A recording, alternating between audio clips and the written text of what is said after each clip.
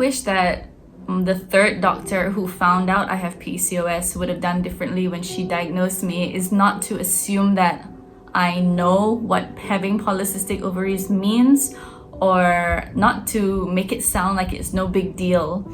So what if I could talk to her now and say and give her advice on how to diagnose me, I would have said, okay, tell me I have polycystic ovaries, tell me that it's this thing called PCOS that many women have and many women live with and manage on a day-to-day basis, rather than just tell me, hey, you have polycystic ovaries, yeah, go on birth control to manage your cycle. Give me more information about what I have and how to manage it, and maybe more options than just go on birth control. I knew something was wrong, and I wanted to get checked and I wanted answers. So it was very frustrating for the first two doctors to tell me I'm normal, and then obviously telling my family that the doctor said I was fine. My family would also be like, oh, then it's all in your head, it's just, don't worry about it, like you're just stressing out. And I was like, inside I knew, I was like, no no, there's something that is wrong here.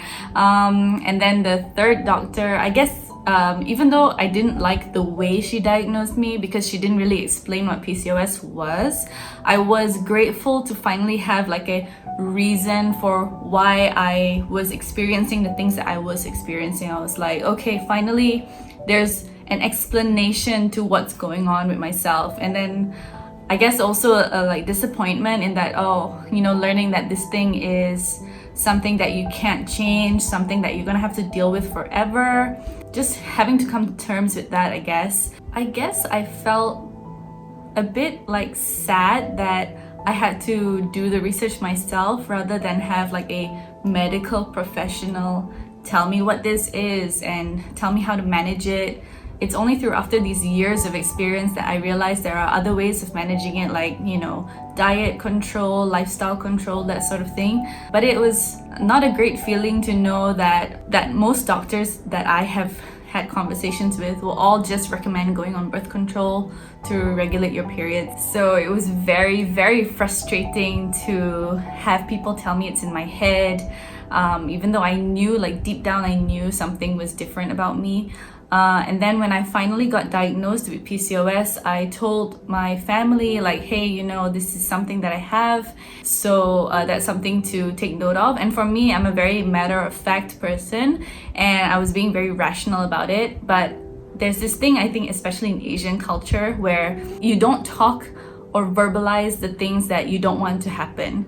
So when I mentioned that, maybe I can't have kids naturally, or I may never be able to bear a child, the first thing that like my family would say is like, don't think that way, don't say that. It's like almost like just by me saying it, I'm willing it to happen, which is definitely not what I was willing to happen. It was just like, hey, this is like the facts, So it took a while for my family, I guess, to accept that these are facts.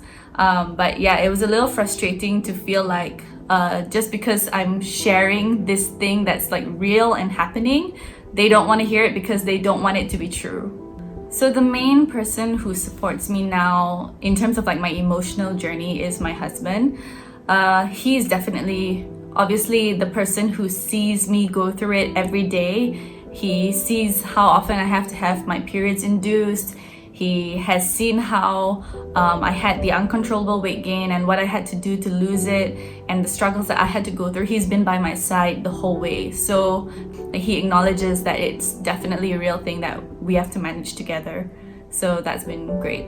In terms of having children, he's always wanted to have children. I always wanted to have children, but we were not sure then like what it would be like. So I just made the decision at that point that I was going to go on birth control, and when we want to have kids, then we will straight away go to a fertility doctor. Like, we're not even going to try naturally and just get disappointed for years.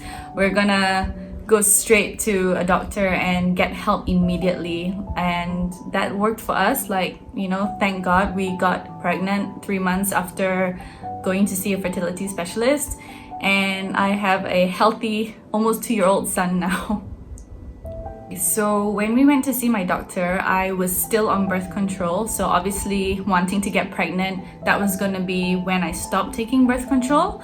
So just to share my lifestyle during that time, I was very, very active. I was working out like 4 or 5 times a week, and I was really fit at that point in my life, and I was on birth control for about like 8 months prior.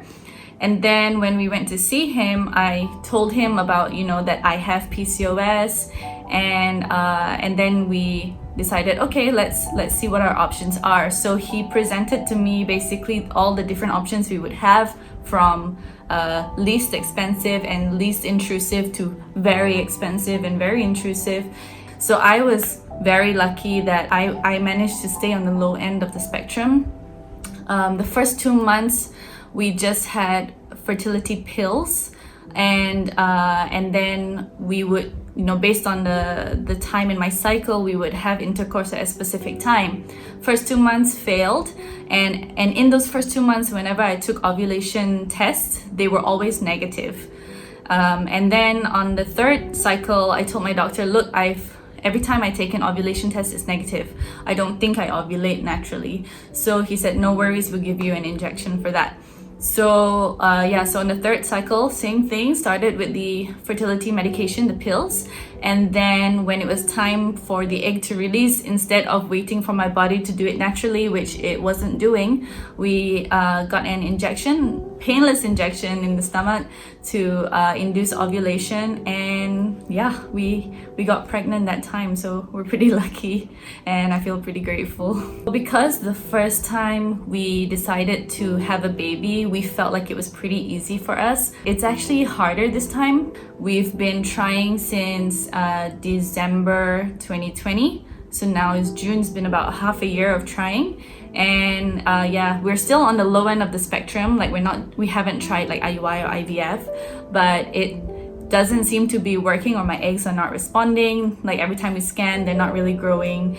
This month, actually this cycle, is gonna be a bit more intense. Like my doctor has upped the hormones, and he's confident, he's hopeful, and he helped us the first time around. So I'm just gonna patiently wait and say, if it happens, it happens, and I'm gonna accept that blessing if it happens, and if it doesn't, then we can always explore other options later on.